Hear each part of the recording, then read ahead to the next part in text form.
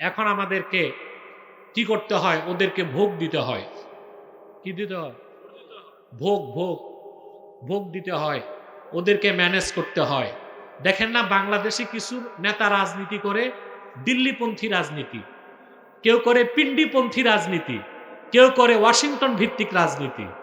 দেশে দেশের কল্যাণে রাজনীতি করার মতো নেতা দলের খুবই অভাব আছে। আছে কি না? আমরা কোনো পন্থা চাই না, আমরা চাই ইসলাম পন্থা। ঠিক কিনা?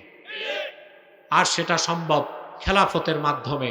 পশ্চিমাদের গণতন্ত্র দিয়ে সেটা কোনোদিনও সম্ভব হতে পারে না।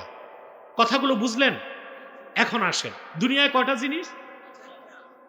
আখেরাতে মুত্তাকিদের জন্য আল্লাহ রেখে দিয়েছেন জান্নাত। তারা জান্নাতের দিকে যাবে না, জান্নাত তাদের দিকে আসবে। সুবহানাল্লাহ বলেন।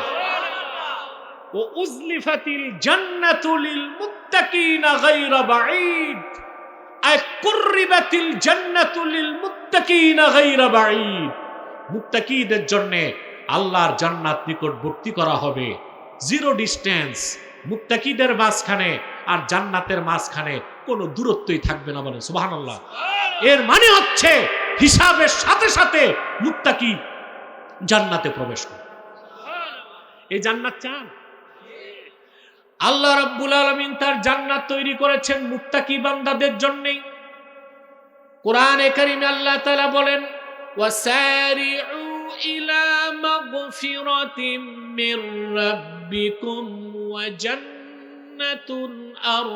জান্নাতিন আরদুহাস সামাওয়াতু ওয়াল আরদ উইদ্দাত লিল মুত্তাকিন।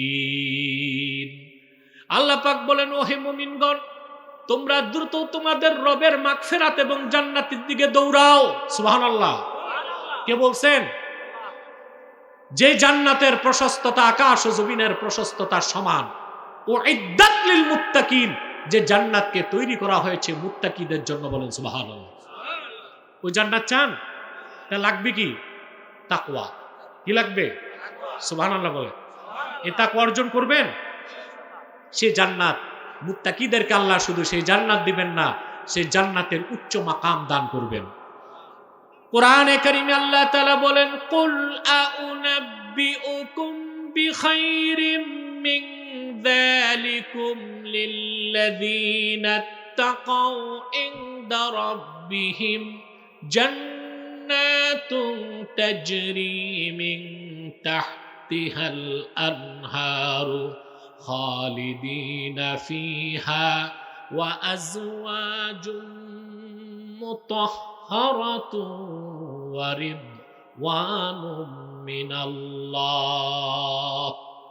আল্লাহ রাব্বুল আলামিন বলেন, হাবিব আমার মুহাম্মদ সাল্লাল্লাহু আলাইহি ওয়াসাল্লাম, মানব জাতিকে আপনি বলুন, ও পৃথিবীর মানুষ, এই দুনিয়ায় যত সম্পদ আছে, সুখ শান্তি আছে, ভোগ বিলাস আছে, বিত্ত বৈভব আছে, এই সব কিছুর চেয়ে উত্তম যেটা আল্লাহর কাছে আছে মুত্তাকিদের জন্য, তা কি বলবো নাকি?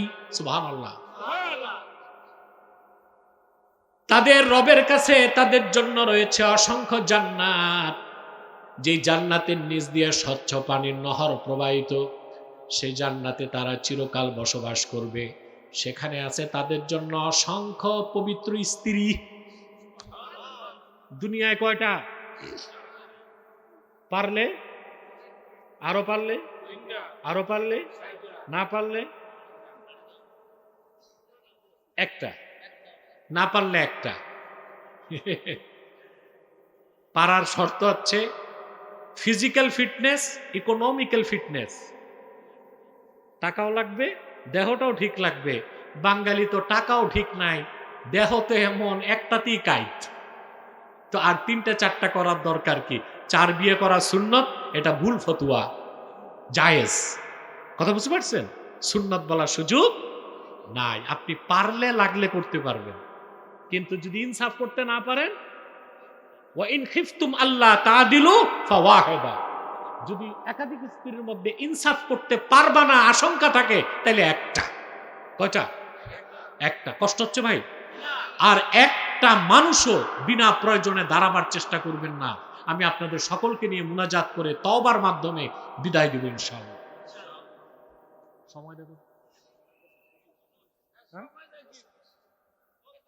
হ্যাঁ, আমি বসছি 1 ঘন্টা হয়ে গেছে, আমি এটা টের পাই নাই। আর অল্প সময় আপনাদেরকে কষ্ট দিব। তুমি কি করো? তাদের ভিতরে মোবাইল দেখো না, কি করো? কথা শুনতেছেন? প্রিয় ভাইরা, বিয়ে কয়টা? পারলে পারলে পারলে আপনি পারবেন না তো, তাহলে একটা। কয়টা? মাওলানা আশরাফ আলী থানভী রহমতুল্লাহ, ওনার কোনো ছেলে সন্তান ছিল না, বুঝলেন? তো মুরিদদের পীড়াপিড়িতে আরেকটা বিয়ে করছেন, বুঝলেন? আল্লাহর কি হুকুম, ওই ঘরেও কোনো সন্তান হয়নি। তো দ্বিতীয় বিয়ের পর একটু দ্বন্দ্ব হবে না সতীনে সতীনে? তো উনি সিদ্ধান্ত নিলেন ছোট বউ ছেড়ে দিবেন। তো বুজুর্গ মানুষের বউ তো বুঝতো ভালো, বড় স্ত্রী বললেন না, যেহেতু বিয়ে করে ফেলছেন সে আমার কাছে আমার বোনের মতো থাকবে। থানভী সাহেব কি করতেন, মুরিদরা হাদিয়া আনলে পাল্লায় ওজন করে সমান 2 ভাগ করে 2 বউকে দিতেন। একটা তরমুজ আসলো, পাল্লায় ওজন দিয়া 2 টুকরা করে 2 বউকে দিতেন। আপনি ইনসাফ করতে পারবেন? আপনি তো মিয়া সাহেব দ্বিতীয় বিয়ে করার পর প্রথমটার কাছে 3 মাসও যান না, আর নতুনটার কাছে চিল্লা পুরা করেন। ঠিক কিনা? তাহলে ইনসাফ করতে হবে। কি করতে হবে? ইনসাফ করতে না পারলে জান্নাতে প্রত্যেক মুত্তাকিকে আল্লাহ তাআলা সর্বনিম্ন 70 জন করে স্ত্রী দিবেন। কেমন স্ত্রী? আজওয়াজুম মুতাহহারা, পবিত্র স্ত্রী। সুবহানাল্লাহ। কখনো তাদের সৌন্দর্য কমবে না। হাদিস শরীফ সাক্ষ্য দেয়, মুমিন মুসলমান জান্নাতে তার স্ত্রীর দিকে তাকাবে, রূপ উপভোগ করার পরে দৃষ্টি ফিরে আবার তাকাবে, রূপ বেড়ে যাবে। যতবার তাকাবে রূপ বাড়বে, কোনদিন আকর্ষণ কমবে না। দুনিয়ায় যদি আপনার স্ত্রী বিশ্ব সুন্দরীও হয়, বয়স বাড়লে তার চামড়া কুঁচকে যাবে, সৌন্দর্যে ভাটা পড়বে, আপনার আকর্ষণ কমে যাবে। এবার আপনাদের প্রশ্ন আসে না, 70 জন করে বিবি পাবো তো বাচ্চা কাচ্চা? ইউটিউবার তোমরা ভালো করে শোনো, ভালো মতো না শুনলে ক্যাপশন ভুল দিয়ে আমারই বিপদে ফেলাইবা।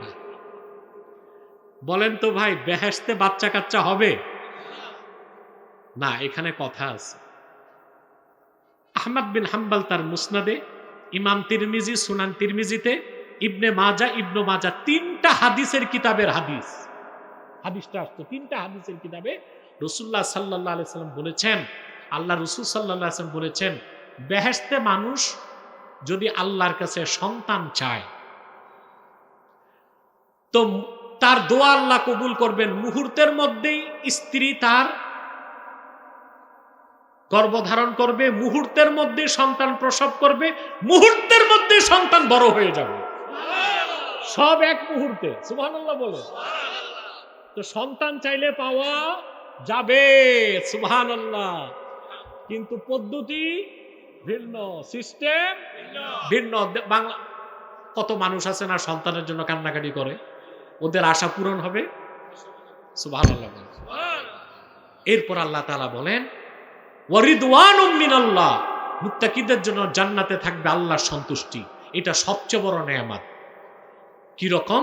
বুখারী শরীফের হাদিস, রাসূলুল্লাহ সাল্লাল্লাহু আলাইহি ওয়াসাল্লাম বলেছেন, বেহেশতীরা সব বেহেশতে যাওয়ার পরে স্বয়ং আল্লাহ উপস্থিত হবেন। আল্লাহ ডেকে বলবেন, আমার জান্নাতি বান্দারা তোমরা রাজি হয়েছো? তারা বলবে, আল্লাহ তাআলা যা চেয়েছি তা পেয়েছি, যা চাই নাই তাও তো পেয়েছি। তোমার আখিরি নবী মুহাম্মদ সাল্লাল্লাহু আলাইহি ওয়াসাল্লামের উম্মত হবার সুবাদে গোটা সৃষ্টি জগতে আমাদেরকে মর্যাদা বেশি দিয়েছো, চাওয়ার পাওয়ার আর কিছু বাকি নাই। আল্লাহ বলবেন, সবচেয়ে বড় নেয়ামত এখনো দেই নাই, শোনো, আমি আল্লাহ তোমাদের উপর রাজি হয়ে গেলাম, আর কোনোদিন নারাজ হব না। এটার নাম ওয়ারিদওয়ানুম মিনাল্লাহ ওয়াল্লাহু বাসীরুম بالعباد। এই জান্নাত চাই, দুনিয়াতে রহমত চাই, ইজ্জত চাই, কুওয়াত চাই, নুসরত চাই। ঈমান আনার পর কি লাগবে? তাকওয়া। এখন তো তাকওয়াটা বুঝতে হবে। তাকওয়া কি? তাকওয়া হচ্ছে ওয়াকায়া থেকে তাকওয়া, অর্থাৎ ঈমান আনার পরে আল্লাহর ভয়তে গুনার কাজ ছেড়ে দেওয়া, এর নাম তাকওয়া। আল্লাহকে যে ভয় পায় সে চুরি করবে, ঘুষ খাবে, দুর্নীতি করবে, সুদ খাবে, জেনা করবে, নামাজ ছাড়বে। তাকওয়া ছাড়া মানুষকে ভালো করার আর কোনো বিকল্প ব্যবস্থা নাই। আছে? এই যে বাংলাদেশে দুদক আছে না, দুর্নীতি বন্ধ হয়েছে? কথা বলেন না, বাড়ছে? আইন দিয়া চোর ডাকাতি বন্ধ করা গেছে?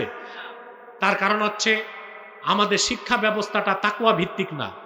যে শিক্ষা ব্যবস্থায় আমাদের দেশে মানুষ পড়াশোনা করে, ওই শিক্ষার মাধ্যমে তাদের অন্তরে আল্লাহর ভয় সৃষ্টি, আল্লাহর ভয় তৈরি হয় না। এই জন্য মানুষগুলো বড় বড় অফিসার হয়, মন্ত্রী হয়, এমপি হয়, ডিসি হয়, টিএনও হয়, ইউএনও হয়, তারপর সমানে ঘুষ খায়, দুর্নীতি করে, দেশের টাকা চুরি করে বিদেশে পাঠায়। ঠিক না? কারণ তাকওয়ার শিক্ষা দেওয়া হয় না। আমাদের আমি সরকারকে 1 বছর আগে বলছি, আমাদের শিক্ষা ব্যবস্থাটাকে ঠিক করতে হবে। মূল সংস্কারটা কোথায় দরকার? শিক্ষা ব্যবস্থা। দেখেন আমাদের যে শিক্ষা ব্যবস্থা 54 বছরে আমরা পেয়েছি বাংলাদেশে, এই শিক্ষা ব্যবস্থায় পড়াশোনা করে একজন আল্লাহওয়ালা বুজুর্গ লোক হয়েছে? যত আল্লাহওয়ালা বুজুর্গ সব মাদ্রাসা থেকে। কিন্তু এই শিক্ষা ব্যবস্থায় পড়াশোনা করে একজন আল্লাহওয়ালা বুজুর্গ লোক আমরা দিতে পারি নাই। ভালো কোনো বিজ্ঞানী, দার্শনিক, বিশ্বমানের গবেষক তাও নেই। আমরা দিছি 54 বছরে অফিসার। কি দিছি? সব পড়াশোনা করে বিসিএস ক্যাডার হয়, তারপর চাকরি নেয়। এই পাইছি আমরা। কিছু ডাক্তার পাইছি, কিছু হাতুরা ইঞ্জিনিয়ার পাইছি। তো কি করলাম আমরা? না আল্লাহওয়ালা বুজুর্গ লোক তৈরি করতে পারলাম, না দেশের স্বার্থে বিজ্ঞানী, দার্শনিক, গবেষক তৈরি করতে পারলাম। অন্যান্য দুনিয়ায় দেখেন, অন্যান্য দেশে ওরা নৌকা থেকে শুরু করছে, এখন সাবমেরিন বানায়। আর আমরা নৌকাতে শ্যালো মেশিন ফিট করে ট্রলার বানাইছি। আচ্ছা বলতে পারেন বাংলাদেশের জাতীয় বাহন কি? এটা নাই, সংবিধানে নাই। সংবিধানে ফুলের কথা আছে, ফলের কথা আছে, পশুর কথা আছে, পতাকার কথা আছে, ঠিক না? কিন্তু জাতীয় বাহনের নাম নাই। আমারই জিজ্ঞেস করলে আমি বলবো জাতীয় বাহন হচ্ছে রিক্সা। এই রিক্সা এসেছে জাপান থেকে। কোত্থেকে? জাপান আমাদের দেশে রিক্সা পাঠালো 100 বছর হয়। জাপান রিক্সা বাদ দিয়া রকেট পাঠাচ্ছে, আর আমরা রিক্সায় মোটর ফিট করে টেসলা বানাইলাম। তাহলে আমরা কি পেলাম শিক্ষা ব্যবস্থার মাধ্যমে? নাস্তিকরা কথায় কথায় বলে মাদ্রাসা দিয়ে কি লাভ? বেটা, মাদ্রাসাগুলো দিয়ে অফিসার বানায় না, বিজ্ঞানী বানায় না, আল্লাহওয়ালা নেককার মুত্তাকি বানায়। দুনিয়াটা নাই, আখেরাত আছে। আর তোমরা যে শিক্ষা ব্যবস্থাটা প্রতিষ্ঠিত করছো, এটা দুনিয়াও নাই, আখেরাতও নাই। এটা অফিসার বানায়। কি বানায়? অফিসার বানায়। কোনো বিজ্ঞানী নেই, দার্শনিক নেই দেশে। সেজন্য আমাদের শিক্ষা ব্যবস্থা মূল পরিবর্তন করতে হবে। প্রাইমারি থেকে বিশ্ববিদ্যালয় পর্যন্ত সকল স্তরে কোরআন হাদিসের শিক্ষাকে বাধ্যতামূলক করা হলে প্রত্যেকটা মানুষের অন্তরে তাকওয়া থাকবে। সাথে থাকবে বিজ্ঞান, প্রযুক্তি, ইতিহাস, ভূগোল, robotic science, artificial intelligence, physics, chemistry, zoology, botany সব থাকবে। তাহলে আমরা দেখব যে মানুষগুলো পড়াশোনা করছে, তারা একদিক দিয়ে চরিত্রবান, যোগ্য, আল্লাহওয়ালা বুজুর্গ হয়ে গড়ে উঠছে, আর একদিকে তারা বিজ্ঞানী, দার্শনিক, গবেষক, চিকিৎসক, ডাক্তার, যোগ্য নাগরিক ও যোগ্য অফিসার হয়ে যাচ্ছে। ঠিক কিনা? তাহলে আজকের মূল বক্তব্য এটাই, আমাদের তাকওয়া চর্চা করতে হবে ব্যক্তি জীবনে, সমাজ জীবনে, রাষ্ট্র জীবনে। আল্লাহ যেন আমাদেরকে কবুল করেন, মঞ্জুর করেন। বলুন আল্লাহুম্মা আমিন। আর কষ্ট দিচ্ছি না, বহুত কথা বলে ফেললাম। এখন মুনাজাতের প্রস্তুতি নিচ্ছি।